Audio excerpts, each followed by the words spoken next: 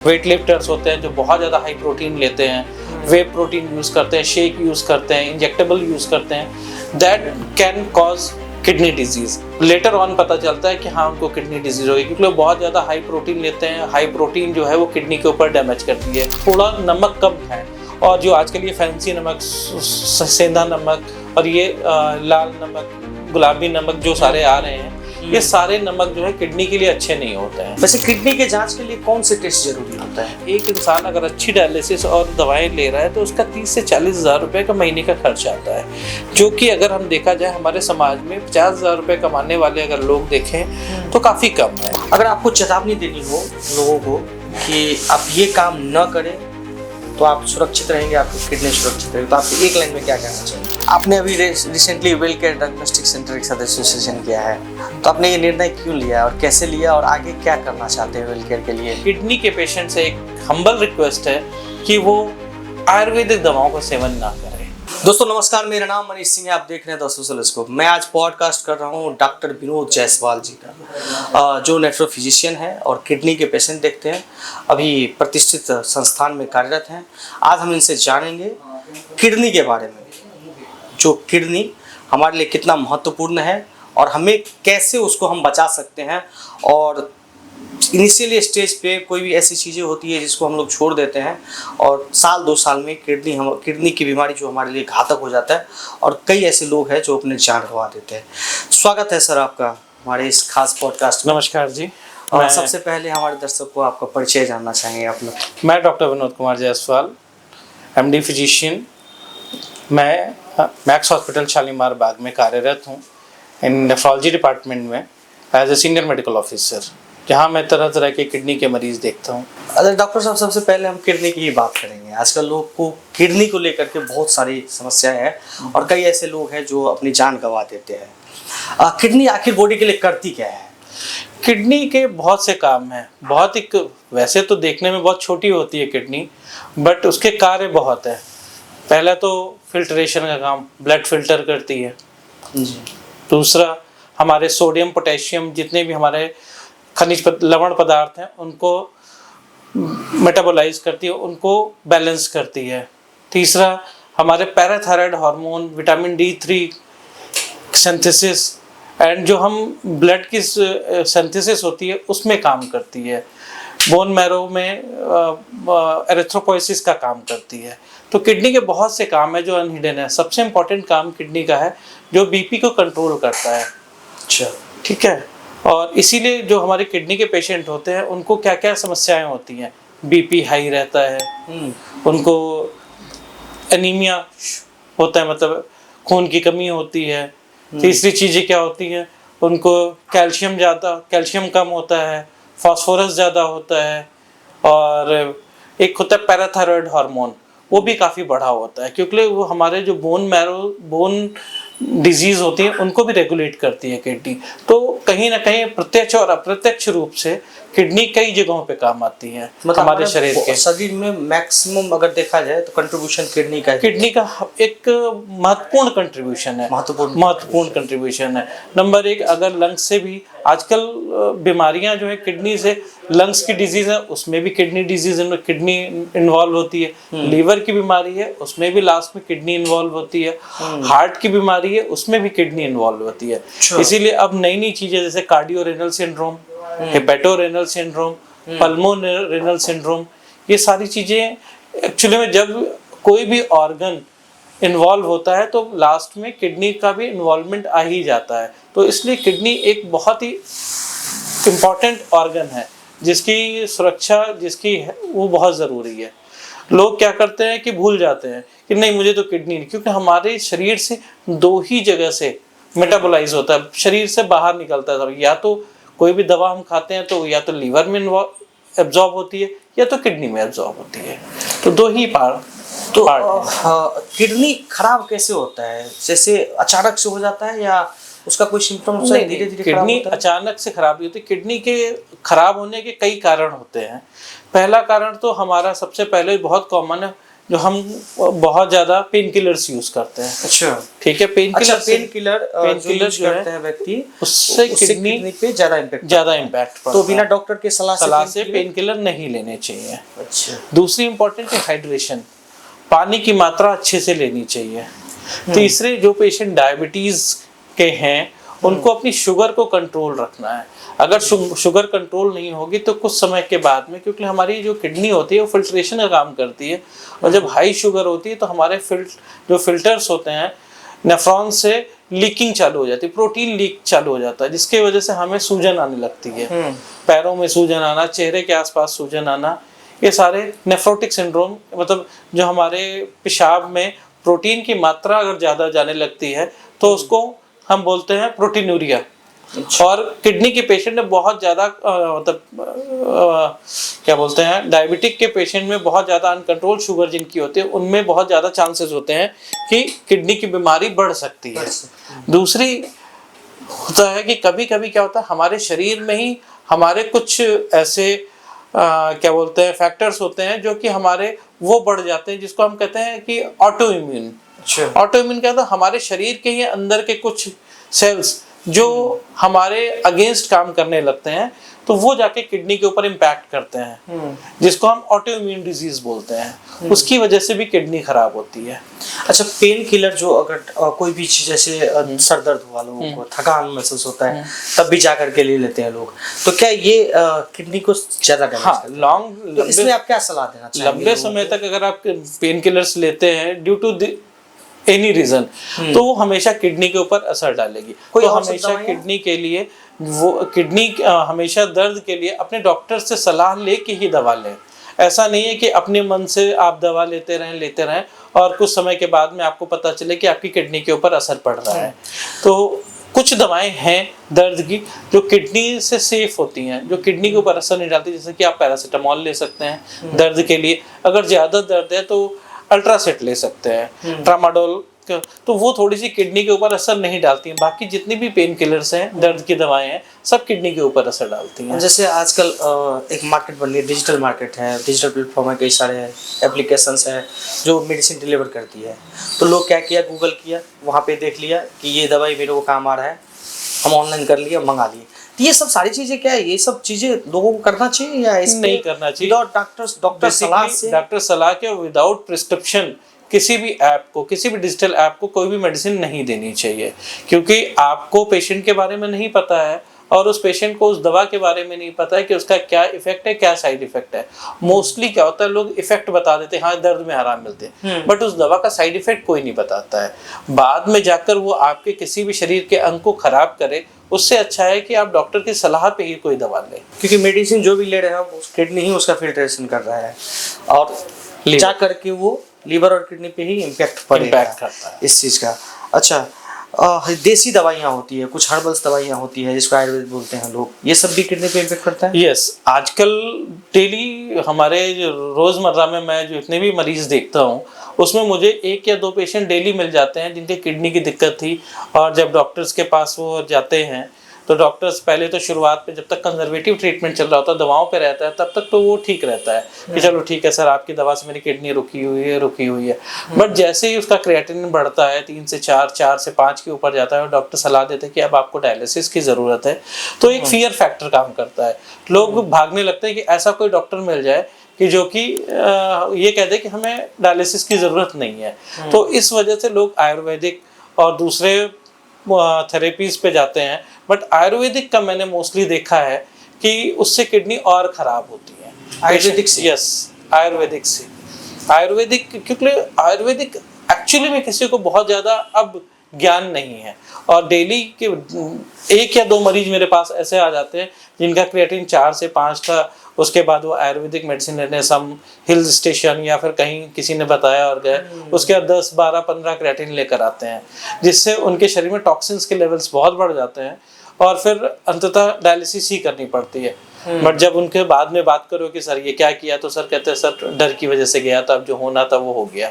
But इस तरह के थोड़ा सा हमारे लोगों को भी समझना चाहिए कि ऐसा नहीं है कि किडनी अगर आपकी खराब हो गई तो वो ठीक हो जाती है। हाँ जरूर एक्यूट किडनी इंजरी जब होती है, जब कभी किसी और वजहों से किडनी के ऊपर दबाव पड़ा और किडनी थोड़ी सी डैमेज हुई, वो रिकवर कर जाती है। बट किसी की किडनी 6 महीने साल भर से खराब चल रही है तो उसको क्रोनिक किडनी डिजीज बोलते हैं।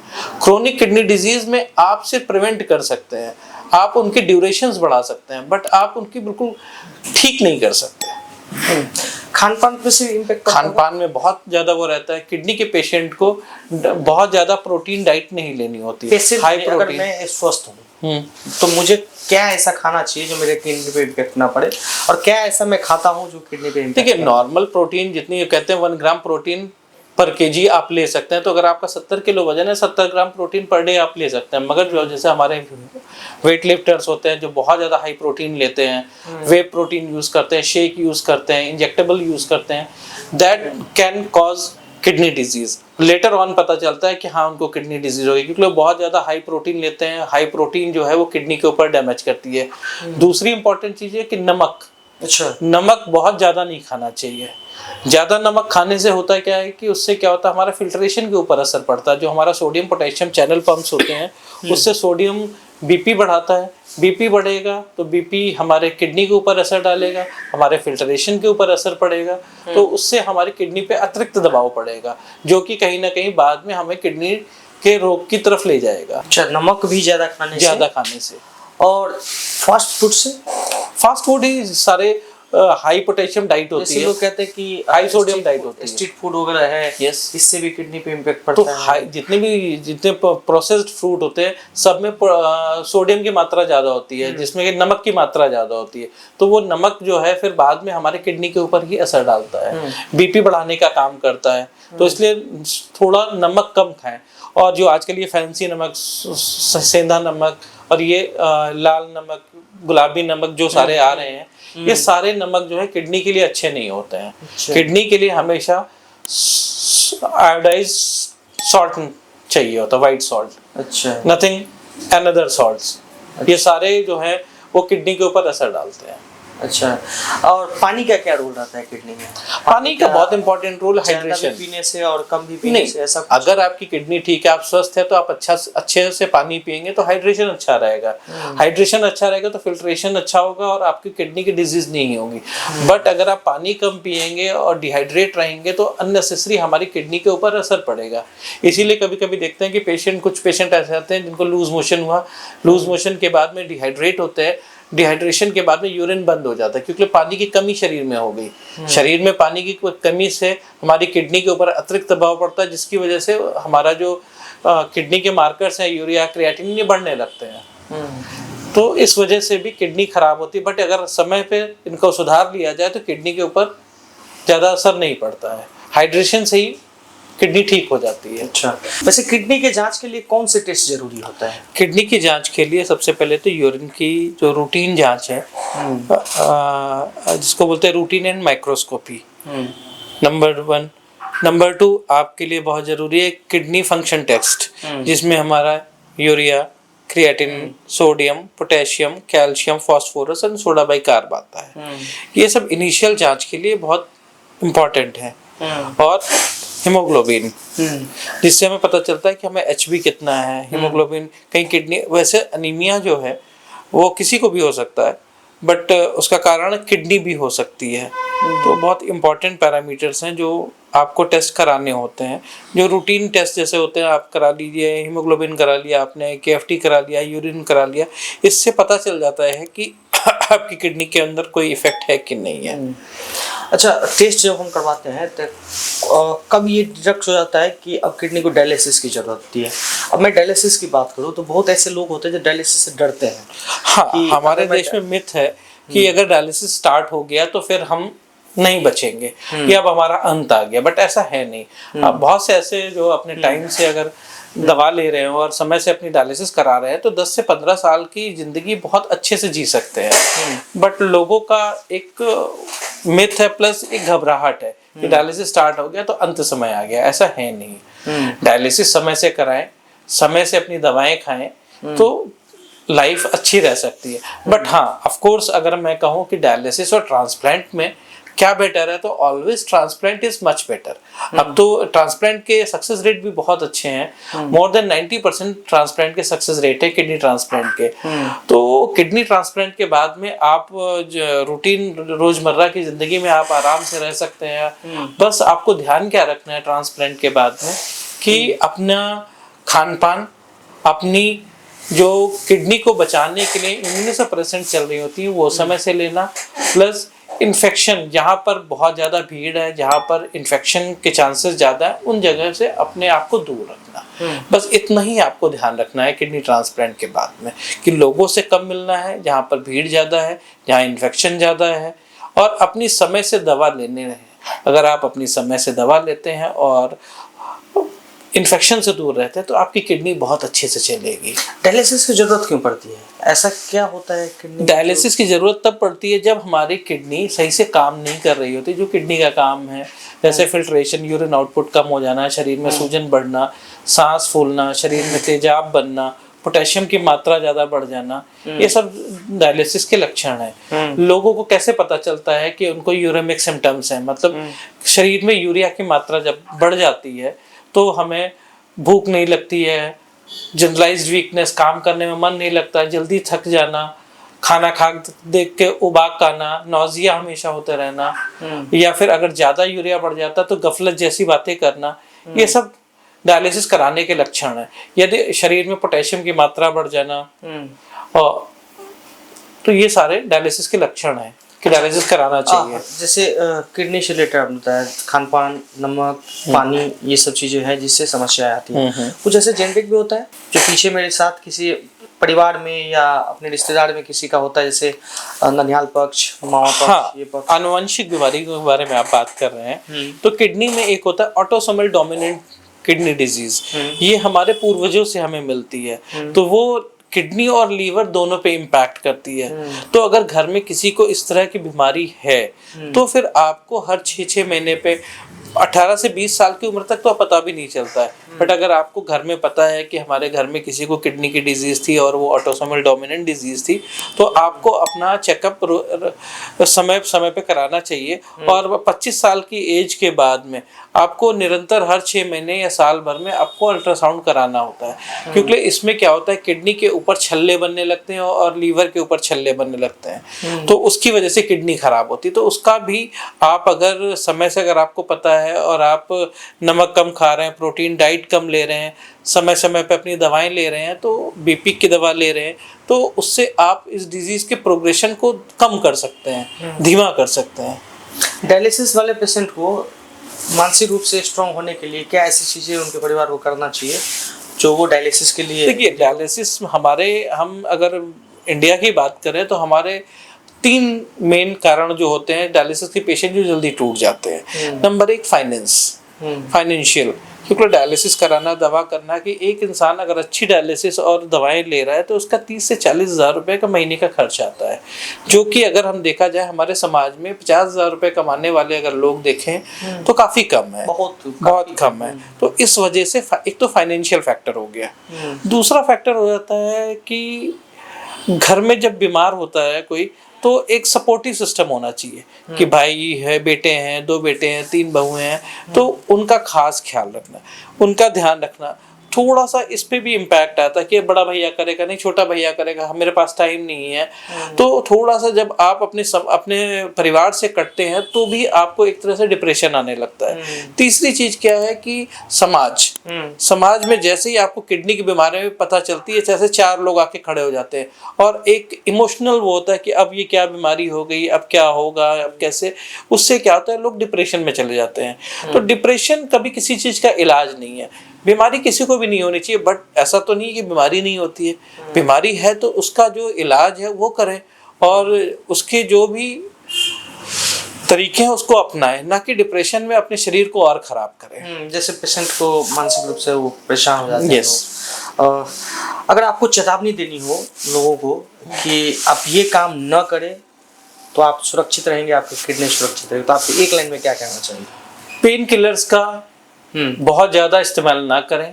पेन किलर्स हमेशा डॉक्टर की सलाह पे लें, और कभी भी आपकी किडनी या क्रिएटिनिन थोड़ा सा भी बढ़े या यूरिन में प्रोटीन नजर आए तो तुरंत डॉक्टर से मिले, क्योंकि वही राइट टाइम होता है कि जब हम आप किडनी को संभाल सकते हैं। अगर 6 महीने साल भर अगर आपकी किडनी के ऊपर दबाव बना रहा तो फिर संभालना मुश्किल हो जाता है, फिर हम क्योर की तरफ नहीं जा पाते हैं। तो बेस्ट है कि समय रहते ही आप अपने डॉक्टरों की सलाह लें, और किडनी के पेशेंट से एक हम्बल रिक्वेस्ट है कि वो आयुर्वेदिक दवाओं का सेवन ना करें।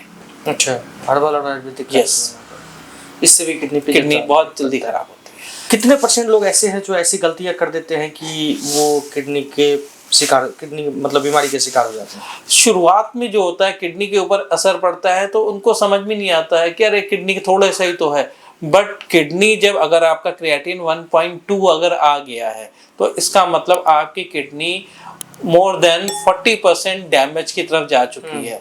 सो इसको अलार्मिंग साइन लेकर और उसका तुरंत इलाज करें, ना कि इंतजार करें अभी तो 1.2 है, कोई नहीं ये तो कुछ नहीं है तो ऐसे ही हो जाता। कोई भी चीज ऐसे ही नहीं होती। शरीर में अगर कुछ चेंजेस आए हैं, अगर कुछ रिपोर्ट्स आई हैं तो उनको तुरंत डॉक्टर से सलाह लेकर उसका इलाज करें, ना कि उसको छोड़कर बैठे, क्योंकि समय जो है ना वो धीरे धीरे वो चीजें और खराब करेगा, वो आपको ठीक नहीं करेगा।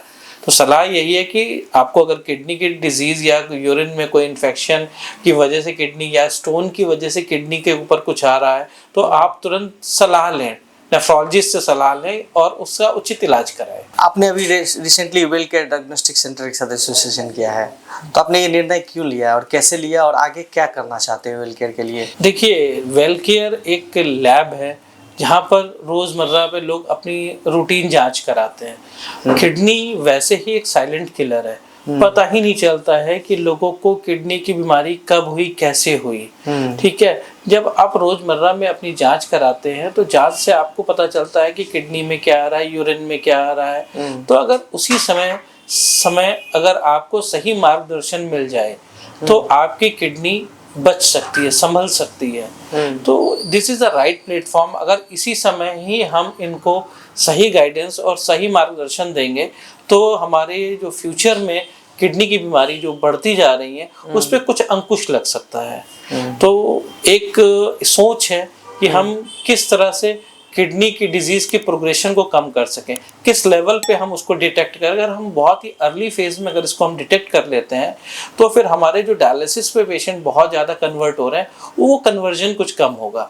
अगर देखा जाए हमारे देश में इसमें 20 करोड़ से भी ज़्यादा लोग डायबिटिक हैं, एंड अगर डायबिटिक हैं तो 20 करोड़ और प्री डायबिटिक 20 करोड़ हैं, तो 40 करोड़ लोग में क्या हमारे पास डायबिटिक नेफ्रोपैथी नहीं होगी?